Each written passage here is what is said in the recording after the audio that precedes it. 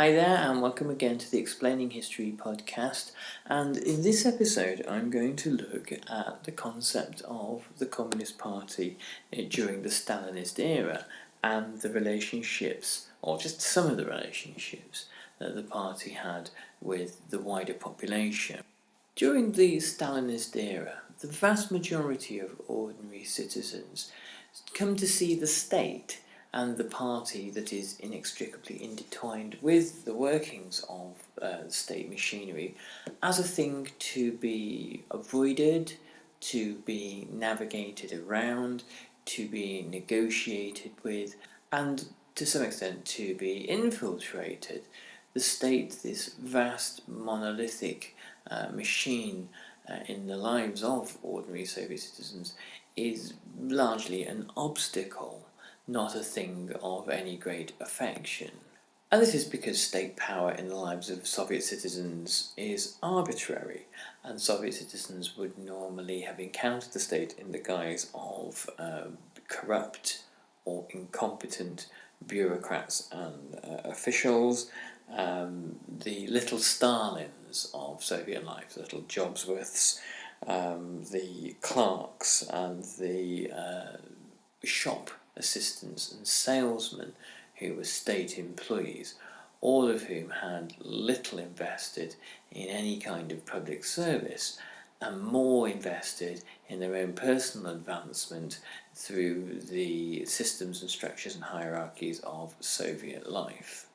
By the time the Stalinist era begins in 1928, it's generally the rule of thumb where people see it beginning as it does rather emerge throughout the late 1920s.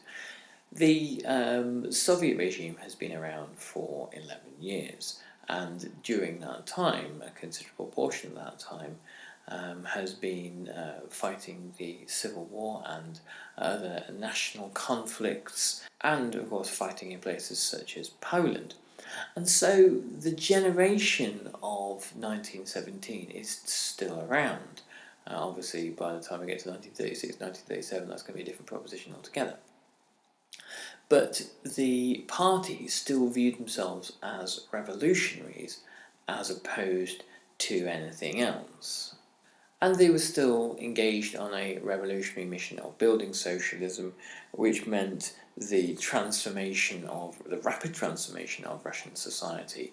This would not only mean an economic transformation of Russian society, but a social and cultural one as well, as the late 1920s and early 1930s see a cultural revolution happen in the Soviet Union, with old notions of pre-revolutionary Tsarist life being swept away, or to some extent they are anyway.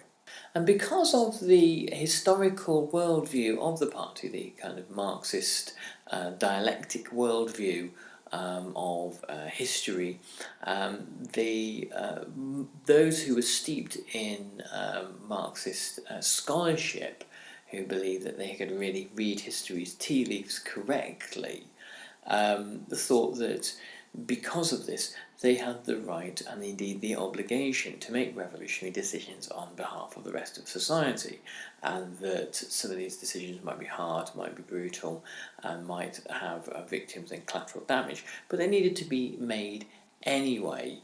And this was the kind of thinking of the revolutionary who was now bureaucrat or minister or general secretary of the party. An example of where this brutal and often incompetent way of operating based on this eschatological view of working towards a glorious and utopian historical endpoint caused immense bloodshed and catastrophe would of course be collectivization. I've done several podcasts on collectivization previously. You should be able to find them if you search this set of recordings, but I won't go into it too deeply now, because I'm trying to do kind of an overview type thing. Any kind of resistance to the party, any kind of popular disapproval of policies, or any kind of mass uprising could be explained by the fact that pre-revolutionary ideas still dominated Russia. This is the way the party saw it, that backward bourgeois or even feudal ideas still dominated Russia, and there would be an immense learning curve for the Russian people to go through, for these ideas essentially to be removed from them, and that the building of socialism was actually going to be a long and difficult process. There was a kind of Stalinist way of looking at the world when people complained of hardships and shortages to sort of roll their eyes and say, well, of course there are hardships. We're building socialism. Of course there are difficulties. This isn't meant to be nice, it's meant to be easy. Communism is going to be the good bit, and we're going to get there. I'm not exactly sure quite when, but that's where we're going. This bit is meant to be difficult. This is a time of struggle. And communists had with them this deep sense of mission, this sense that they were the interpreters of history, and they had been educated and enlightened in the way that the masses hadn't, and that if they were simply allowed to take everybody with them, then there would be no problems. But certainly they couldn't be swayed by anything as primitive as popular opinion. This was another reason why economic revolution and Stalin with the 5-year plans needed to be accompanied by a cultural revolution. The backwardness of the Russian people, the dominance of old Tsarist ideas such as religion and feudalism and superstition, and the methods of peasant farming, all this needed to be swept away. It was impossible in the view of the Stalinists to have an economic revolution if one simply allowed old ideas to persist. The one would sabotage the other. And the other term that was one which attracted a great deal of negativity was that of bourgeois or petit bourgeois. Anything that was considered to be counter-revolutionary or considered to be, for want of a better term, bad in the moral reasonings of the post-revolutionary era could be written off as being bourgeois.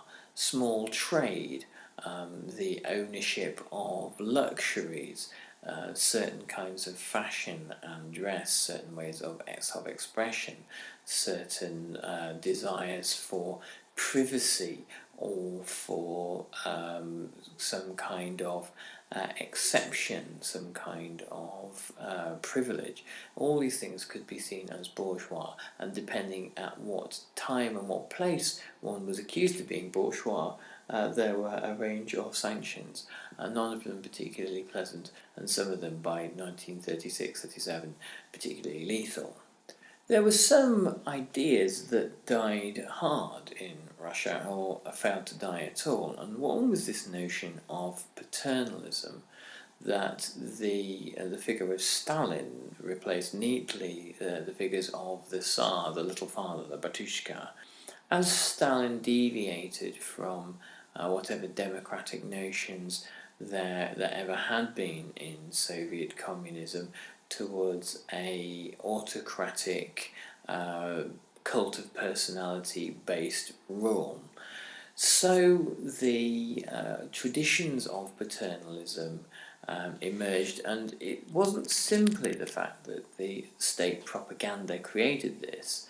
State propaganda obviously created a cult of personality, but it had a fairly receptive audience among Russian people who were used to thinking about an autocratic leader who had the nation's best interests in his mind, who could sort of hold the nation as a father cradles a baby, that kind of sentiment. And within that idea we can see how pre-existing traditional notions, very kind of deep old Russian peasant notions, meet with the modern ideas of Soviet communism and intertwine and meld and merge and create a sort of hybrid concepts. Because the party viewed itself as a revolutionary vanguard as opposed to a more gradual kind of social democratic party, it had a very particular attitude when it came to the population at large. This idea of vanguard can be explained as this. When Lenin wrote What is to be Done, he really articulated the notion of revolutionary vanguard. In essence, he said that the population, the proletarian population in Russia was small, the peasant population was very large. The peasant population was unlikely to get with the programme as far as socialism went particularly soon, and the working classes would take a long time to organise themselves as well. The working class was too small to have a kind of revolutionary potential, and so if you were going to wait, as Marx had suggested, if you're going to wait for the working classes to organise themselves, to create their own institutions and then overthrow capitalism, you'd be waiting for a very long time, in which time the Tsar would have figured out what the revolutionaries' cunning plans were, and either A, slung them all in jail, or B, more likely, done the sensible thing and co-opted the middle classes into government and society, and thus draining away any revolutionary potential from the movement at all. So Lenin said, instead of waiting for the workers to figure things out for themselves and seize power, we will be a vanguard, we will seize power on their behalf. And then, once we have power and we hold it in trust on their behalf, we will use it to build the socialist society that will benefit them. And we will, by nature, understand what that society is and should be, even if they don't know quite what's good enough for them, what's good for them. We will impose it on them because it is the right thing to do, because we understand history in the right way, and we know what is best for them in ways that they don't know for themselves at the moment. And they will eventually, when they get to the communist utopia, at the end of all of this, everything will be great.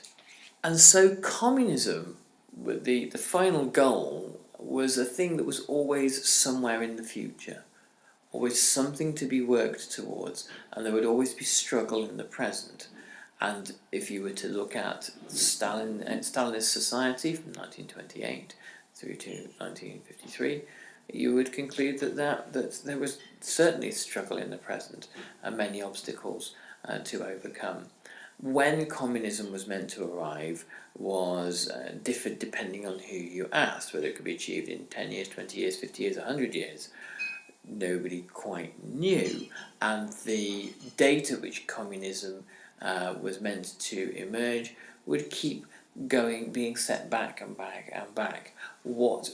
How would we know when communism is here? Well, again, this is a very difficult thing to quantify. Marx didn't give much of an impression about what communism would look like. And it was left to subsequent theorists to suggest this. One of the barriers for entry to the party, and one of the things that keeps the party in an air of exclusivity, is the complexities of Marxist-Leninist thinking. Party members were steeped in a vast amount of complicated, esoteric and arcane articles, journals, books and information about the historical view and the philosophical view of everything from the development of capitalist profit to the culture of capitalist societies, and how socialism might be built and defended in a socialist state such as the Soviet Union. And the perception that developed around party members who were scholars of Marxist-Leninism and the works of Stalin was that these were keepers of very particular kinds of knowledge and that they were able to now speak the language of the new regime and use this knowledge to help navigate around this complex and bewildering new ideological force that had implanted itself at the heart of what had previously been traditional Russian society. For those that did understand it, the principal force in history was now social class. For those who were not versed in Marxist-Leninist discourse, the idea of class was still a prevalent one in their daily life, whether they understood class particularly well or not. Those that were true believers within the party saw Marxist-Leninist discourse as a set of scientific rules to understand society and history, much as there are scientific rules to understand the physical laws of the universe. And if these scientific rules were followed absolutely and fundamentally, they were the map to utopia, to communism. And if this didn't emerge, it was either that the rule book was being misread or misunderstood somehow, or if this possibility was eliminated, then there must be saboteurs. When things went wrong within Soviet society, there were food shortages, housing shortages, accidents in factories, largely caused by incompetence and poor planning and a lack of any understanding really of basic structures of government and logistics. It was put down to external sabotage or internal sabotage, because it couldn't possibly be that Marxist-Leninism was in some way at fault. There must be someone to blame. And this idea that there should be someone to blame, that there should be an enemy to catch, was a force which manifests itself in its most crudest and brutal during the Great Terror. But as Robert Service points out, the Great Terror is just one moment in a kind of an ongoing terror that exists within Soviet society.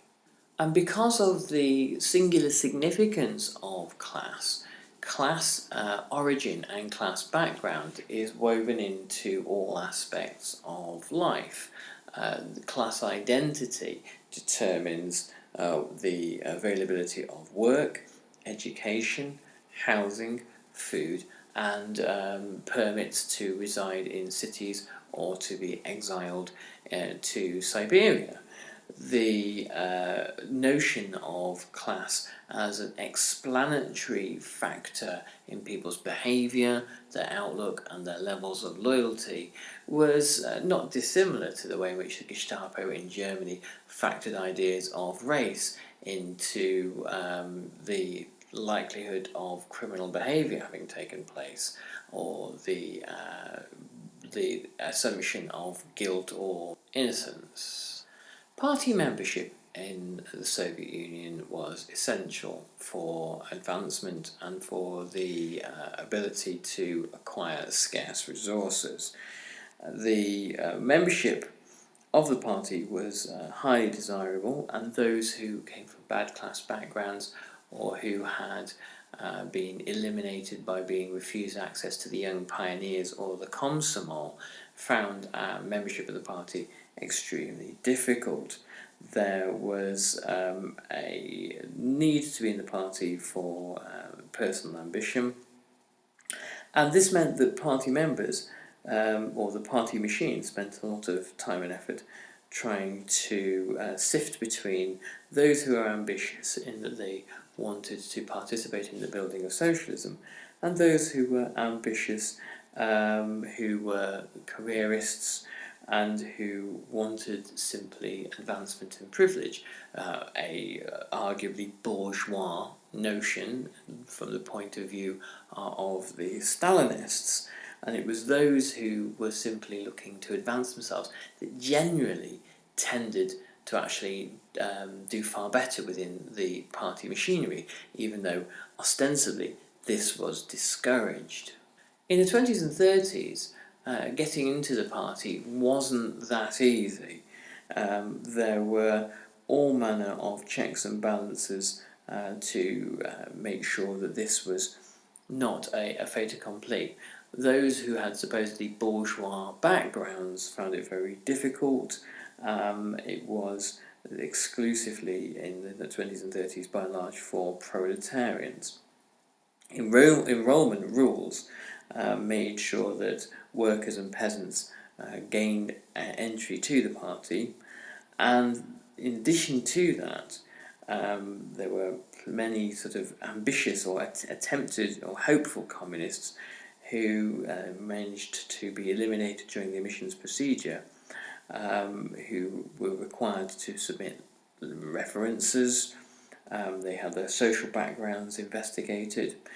They went through examinations examining their political literacy, and they were rigorously scrutinised as to their suitability.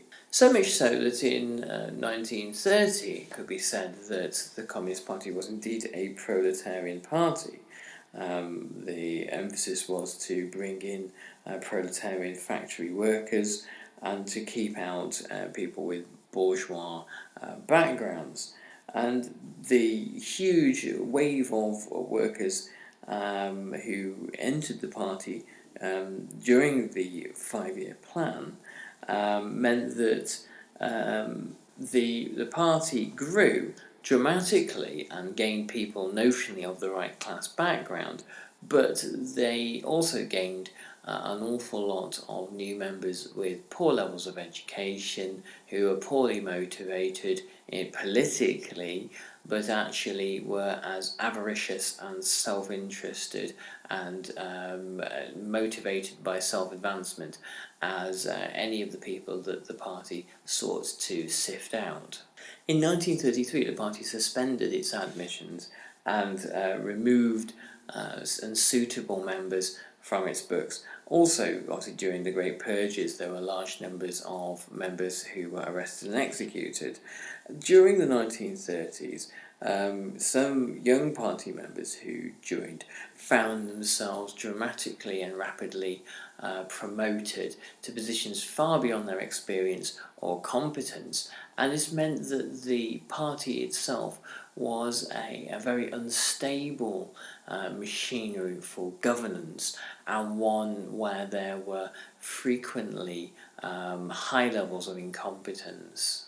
And this explains an awful lot about the Soviet Union during the Stalin era. It was an era where very little seemed to work, where there were shortages of food, housing, where initiatives that were ostensibly designed to improve public life met with considerable failure, and where many infrastructure projects were botched jobs that were rushed through by party men who knew very little about what they were doing but thought they could manage the situation with brute force and aggression. Following the Great Terror, when party admission reopened at the end of the 1930s, proletarian fantasies were swept aside, and the idea of getting people from good class backgrounds was nowhere near as important as getting competent and educated people in place. Stalin, at this period, by this point, had an obsession with the threat of Germany, not an irrational one, as subsequent events tell us, and knew that he was in a race against time to reinforce the structures of Soviet life to prepare for an inevitable onslaught later on. We'll try to check in on this topic and look a little bit more at the inner workings of the party. There's a lot to be said on this subject. So stay tuned in the next week or so. I'll try to update this one. Anyway, thanks very much for listening. I hope you found this interesting, and I'll catch you on the next podcast. By all means, say hi on the Explaining History Facebook page. We've got some great chats on there. And also, if you can, give us a good thumbs up on iTunes. That would be very helpful. Thanks very much. All the best. Bye-bye.